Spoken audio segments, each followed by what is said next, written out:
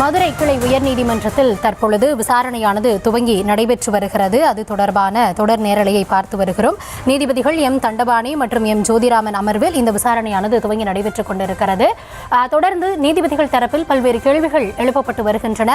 அதனை எம்முடைய செய்தியாளர் ராஜேஷ் தொடர்ந்து தகவல்களாக நமக்கு வழங்கிக் கொண்டிருக்கிறார். தொடர்ந்து அவரிடம் பேசலாம். ராஜேஷ், தொடர்ந்து இந்த வழக்கின் விசாரணை துவங்கி இருக்கிறது. அந்த பொதுநல மனுக்கள் தற்பொழுது விசாரிக்க துவங்கப்பட்டிருக்கிறது. குறிப்பாக அந்த உரிய விதிமுறைகளை வகுக்க கோரிய மனுதானே தற்பொழுது விசாரணை நடைபெற்று வருகிறது.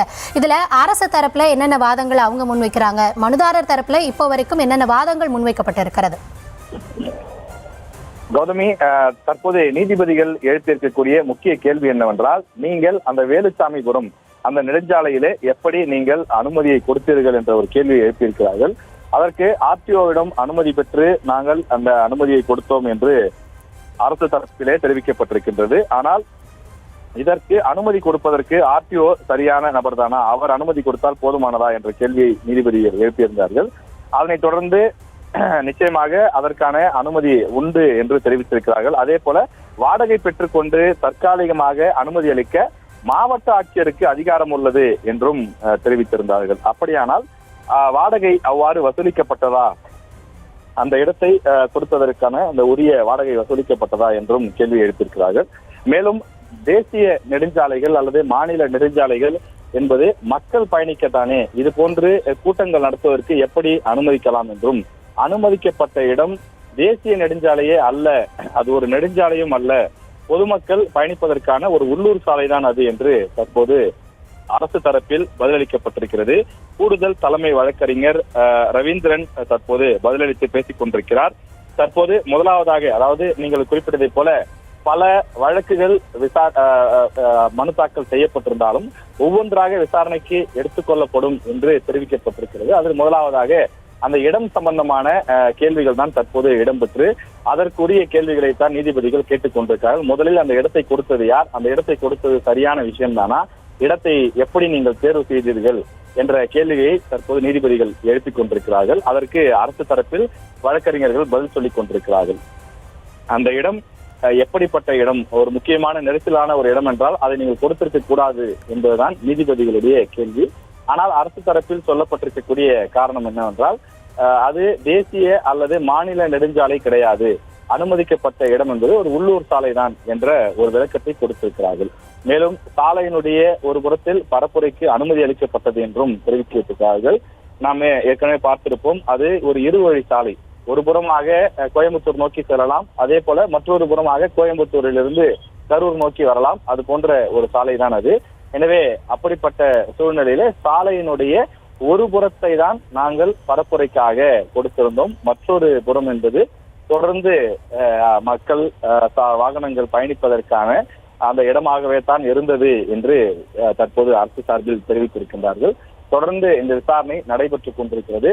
முதலில் இதில் அந்த அனுமதி அளிக்கப்பட்ட இடம் அது சரியான இடம் தானா, எவ்வளவு பேர் அதுக்கு வந்தார்கள், அவ்வளவு பேர் வருவதற்கு இந்த இடம் போதுமானதா என்ற கோணத்திலே இந்த விசாரணையானது தற்போது நடைபெற்றுக் கொண்டிருக்கிறது. கண்டிப்பாக ராஜேஷ், அனுமதிக்கப்பட்ட இடம் நெடுஞ்சாலை என்பதால் அது தொடர்பான பல்வேறு கேள்விகளையும், அது நெடுஞ்சாலை தானே, அது மாநில நெடுஞ்சாலையா இல்லை தேசிய நெடுஞ்சாலையா, எப்படி அனுமதி அளித்தீர்கள், அதற்கான விதிமுறைகளில் வழி இருக்கிறதா, இது போன்ற கேள்விகளை நீதிபதிகள் தொடர்ந்து எழுப்பி வருகிறார்கள். வழக்கின் விசாரணை ஒருபுறம் நடைபெற்றுக் கொண்டிருந்தாலும் தாவேகாவை பொறுத்த வரைக்கும் என்ன சொல்லப்பட்டது அப்படின்னா, இந்த வெள்ளிக்கிழமை வழக்கு விசாரணை, அதை தொடர்ந்து நீதிபதிகள் என்ன தெரிவிக்கிறார்கள் அதை பொறுத்தே அவர்களுடைய அடுத்த கட்ட நடவடிக்கை இருக்கும் அப்படின்னு எதிர்பார்க்கப்படுகிறது. இந்த வழக்கை அடுத்து தாவேகாவினுடைய நகர்வு, இந்த நேரத்தில் இந்த வழக்கில் வரக்கூடிய உத்தரவு எவ்வளவு முக்கியத்துவம் வாய்ந்ததாக அமையும்? நிச்சயமாக இந்த வழக்கில் வரக்கூடிய அந்த உத்தரவை பொறுத்துதான் இனி அடுத்த 6 மாதங்கள் இருக்கும் என்று எதிர்பார்க்கப்படுகிறது. காரணம், நாம் முன்பே குறிப்பிட்டது போல அடுத்த 6 மாதத்தில் தமிழ்நாட்டில் தேர்தல் இருக்கின்றது. எனவே சட்டமன்ற தேர்தலை ஒட்டி தமிழ்நாட்டில் இருக்கக்கூடிய அனைத்து கட்சிகளும், இதில் பெரிய கட்சி சிறிய கட்சி என்ற எந்த வித்தியாசமும் கிடையாது, தமிழ்நாட்டில் இருக்கக்கூடிய அனைத்து கட்சிகளும் தீவிர பிரச்சாரத்தை முன்னெடுக்க இருக்கின்றன. ஏற்கனவே அதிமுக, திமுக போன்ற பெரும்பாலான கட்சிகள் தங்களுடைய பிரச்சாரத்தை, பரப்புரையை அவர்கள் தொடங்கிவிட்டார்கள். எனவே இப்படிப்பட்ட சூழ்நிலையிலே இன்னும் அது அடுத்தடுத்த மாதங்களில் இன்னும் தீவிரமாகும். எனவே அப்படி தீவிரமாகும் போது அந்த இடத்தை தேர்வு செய்வதும், மக்களை அழைத்து கொண்டு வந்து நிறுத்துவதும், அது போன்ற விஷயங்களுக்கு கடுமையான கட்டுப்பாடுகள் தேவை. ஏனென்றால் இன்றைக்கு நடைபெற்றிருப்பது ஒரு எதிர்பாராத அசம்பாவிதம், ஒரு மிகப்பெரிய விபத்து என்று சொன்னாலும் கூட இனி இது போன்று நடைபெறக்கூடாது. இதுவே முதலும் கடைசியுமாக இருக்க வேண்டும். ஏனென்றால் தமிழ்நாட்டில் இதுவரை பிரச்சாரத்திற்காக சென்று அதை பார்ப்பதற்காக சென்று இவ்வளவு பேர் உயிரிழந்தது கிடையாது. வெவ்வேறு நிகழ்வுகளில் வெவ்வேறு விஷயங்களில் இது போன்ற உயிரிழப்புகள் நடைபெற்றிருக்கின்றது.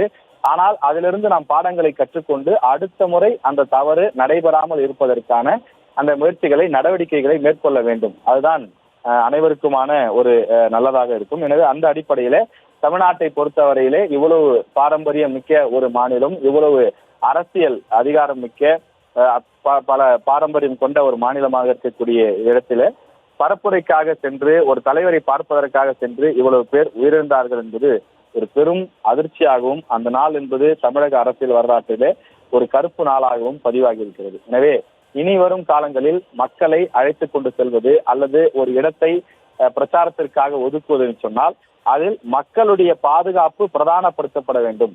மக்கள் எவ்வளவு பேர் வருவார்கள், எந்த வழியில் வருவார்கள், எவ்வாறு வெளியிலே செல்வார்கள் உள்ளிட்ட அனைத்து விவரங்களும் பெறப்பட்டு அதன் அடிப்படையிலே தான் இந்த அனுமதி என்பது வழங்கப்பட வேண்டும். இது அனைத்து கட்சிகளுக்கும் பொருந்தும். எனவே தமிழ்நாட்டில் இது பொதுவான ஒரு வழிகாட்டுதல் நெறிமுறைகள் வகுக்கப்பட வேண்டும். யார் வேண்டுமானாலும் எங்கு வேண்டுமானாலும் அந்த அனுமதியை பெற்றுக்கொள்ளலாம். அல்லது தங்களுக்கு அனுமதி கொடுக்கவில்லை என்றால் உடனே அதனை அரசியலாக்குவது. பாருங்கள், எங்களை பார்த்து பயப்படுகிறார்கள், நாங்கள் பிரச்சாரம் செய்தால் எங்களுக்கு கூட்டம் வந்துவிடும், மக்கள் எங்களுக்கு வாக்களித்து விடுவார்கள் என்று யோசிக்கிறார்கள் என்று ஆளும் கட்சி எதிர்கட்சிகளை விமர்சிப்பதோ, அதே போல எதிர்கட்சிகள் கேட்கும் இடங்களை கொடுக்காமல் வேறு இடங்களை கொடுப்பதோ, இது போன்ற எந்த விஷயங்களும் இருக்கக்கூடாது. அனைவருக்கும் பொதுவான ஒரு வழிமுறைகள் வகுக்கப்பட்டு பாதுகாப்பான, அதாவது மக்களுடைய பாதுகாப்பு பிரதானப்படுத்தப்பட வேண்டும் என்பதுதான் இந்த கேள்விகளினுடைய நோக்கமாக இருக்கின்றது.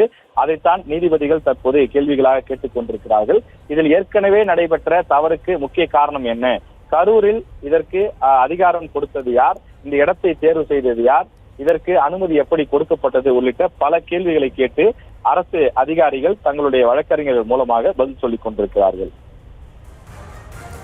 ராஜேஷ், இன்றைய தினத்தில் 7 பொதுநல வழக்குகள் தவிர்த்து இன்னும் பிற வழக்குகள், முன்ஜாமீன் வழக்குகளும் விசாரணைக்கு வர உள்ளதாக முன்னமே நீங்கள் குறிப்பிட்டிருந்தீங்க.